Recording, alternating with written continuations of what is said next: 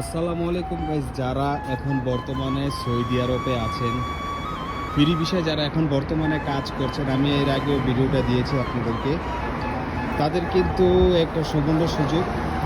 বর্তমানে সৌদি আরবে অনলাইনের ফুড ডেলিভারি আপনারা যদি করতে চান, তাহলে হাঙ্গার একটা কোম্পানি আছে, ওই কোম্পানিতে যোগাযোগ করতে পারেন। ওই কোম্পানি থেকে এইভাবে মোটরসাইকেল আপনাকে দেওয়া হবে, আর যাবতীয় কাগজপত্র সব হাঙ্গার স্টেশন থেকে করে দেবে। এটা হচ্ছে ফুড ডেলিভারির একটা কোম্পানি।